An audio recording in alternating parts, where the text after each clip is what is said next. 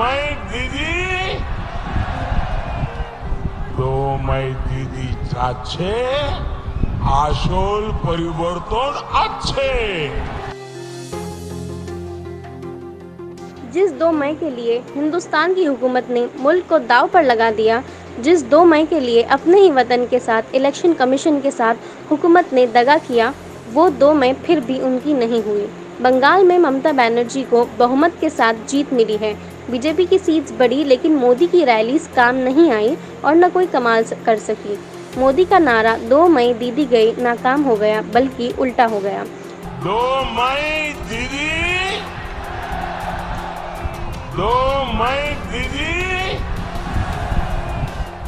2 मई দিদি চাচ্ছে আসল পরিবর্তন আছে। बीजेपी को बंगाल में मिली सीट्स का औसत मुल्क में जलती लाशों से कम है।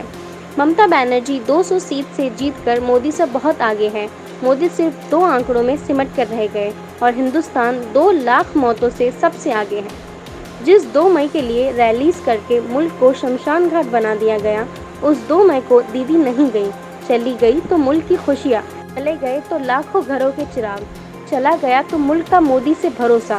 2 मई के लिए मुल्क को शमशान में जलने के लिए झोंक दिया गया। 2 मई को दीदी नहीं गई, लेकिन हिंदुस्तान चला गया। मुल्क भर में दहशत का माहौल है, दिलों में खौफ है, हॉस्पिटल्स में ऑक्सीजन की आफत है और बेड्स की मारामार है। किसको मुबारकबाद दे, दीदी को या मोदी को या फिर अमित शाह को? मुल्क को शमशान घाट बनाने वाले ये सब मुजरिम हैं। ब्यूरो रिपोर्ट, तबसरा पॉइंट।